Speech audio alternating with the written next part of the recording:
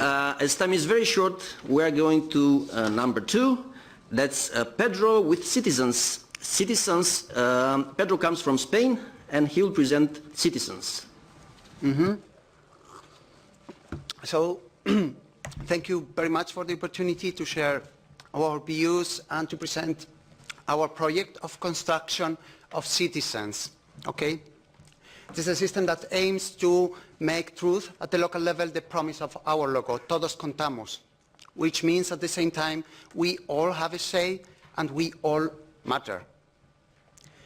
So we are not going to talk very much in this presentation right now about the system as such. I think it is interesting to have here a conversation to talk about our theory of change. So what is the underlying philosophy and what is the diagnostic of reality that is justifying our approach, so how the system is being created. So these theories of change are very important because usually there are a lot of projects that just go on with a very technical perspective or just some hype, buzzwords, and getting a real good theory of change. It's very important because if you run the risk of scratching where you are not actually, so the problem is not. So, and this is something that we think many of the European projects suffer from. And additionally, so if you get your concentration on the symptoms and not on the real reasons of what is not working, you risk starting to become part of the sickness that you were intending to cure. So, and this is happening very much on this domain of democracy, where projects are just contributing to the status quo.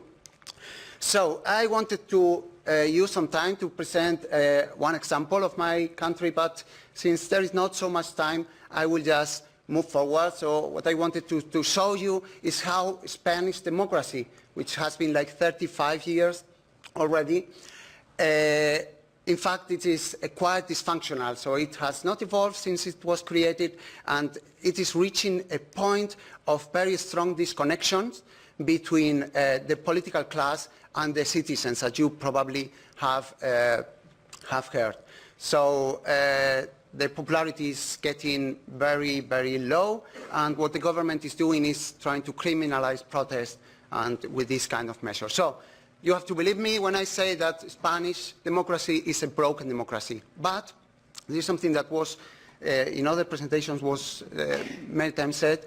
So democracy is failing, but not only in Spain. Spain might be a very special case, but actually everywhere you look at, the United States, European Union, and many countries, each of them with different logics, but democracy seems to be failing. It's not surprising, because as was told many times, so this is what democracy, liberal democracy, is offering at the time where what we are expecting is something like this. But the problem is not technological. This is actually our main point. The problem is more an essential problem. It's related to the essence of democracies. Because what is democracy?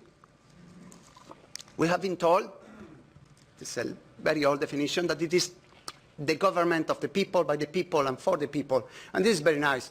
It is a nice intention, and partly this is democracy. But there is un secret, il secreto, that could be said in the Vatican language, that it is not the truth.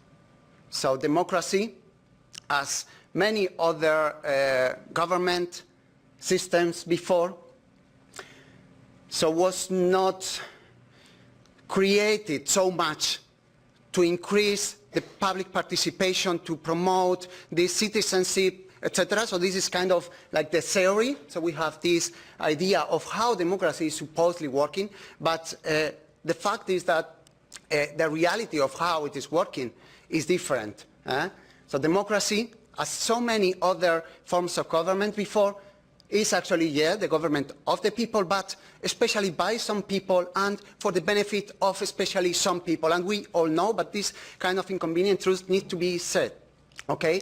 So, for sure, democracy is much better than other systems that were before, but the reality is that the intention is, yeah, it is inclusive, but it is inclusive to the point were like to include enough people as to prevent any revolution so that the status quo can be maintained, okay?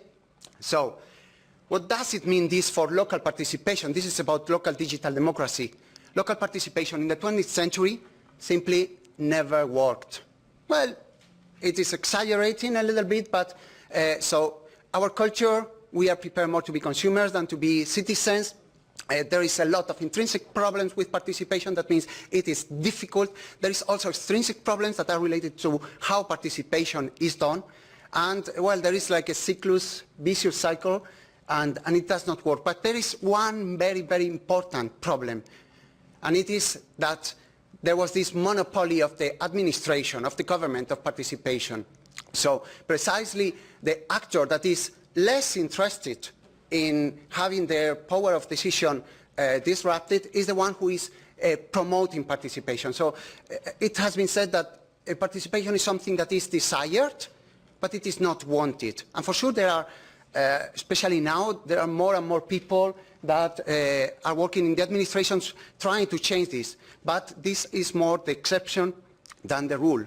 So this is kind of the type of participation that normally is promoted, so top-down, controlled, innocuous, and inside-out, where the government is going out, asking some questions, but finally they keep all the decisions, and what is not wanted is precisely the kind of participation that we are trying to develop, so that it is mixing bottom-up with top-down, that it is emancipating, which is creative, and that allows that people are actually going inside government, becoming part of government, not something that you just consult but keep outside. So, and this is the main theory of change for us. What are the implications? Whenever you want to create tools of e-participation, they, well, need to be based on a non-naive understanding of the reality. So if you assume that, oh, politicians, they are really so willing to interact with citizens that they just need the tool and, well, you will not have any success.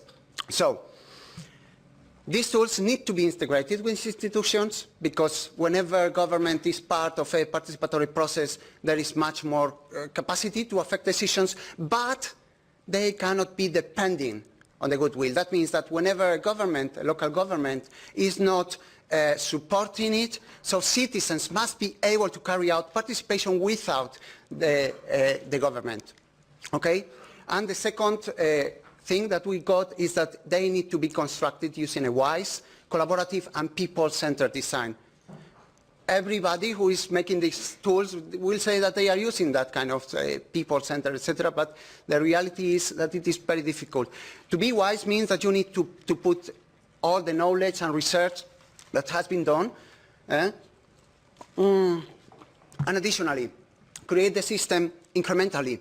So starting on simple things that are really satisfactory, that reach critical mass, and then working iteratively, keep improving it. Okay? One example of WISE. So this is the typical models that are proposed by the OECD and to characterize participation. So this information, consultation, and 1 minute active left. Participation. Or empowerment, but this is, for us, it is ridiculous. So just to characterize local democracy, this is the kind of dimensions that we need to consider, just to see how inclusive, etc. So collaborative means that you need to work with all involved actors. So social movements, associations, and for sure politicians, public workers, media, and you need to work with them very strongly. And people-centered mean that you need to feel that you are at the service of the people. They need to trust you because they need to know that you are trying to create something that is done for them, not that, that you are trying to fulfill a project that they need to keep your agenda, etc. So you need this kind of empathic understanding of people's needs, aspirations, capacities, and incentives to be able to know what they need, even if they do not know. And based on all this, this is the question that So which ones are the most essential? Could you needs please come to a conclusion? This is the conclusion. Okay. So that change makers at the local level have, so what needs citizens is satisfying, and well, if you like the theory of change, you have to keep it on the balloon, and this is what we will present in the next. Thank you very much, Pedro.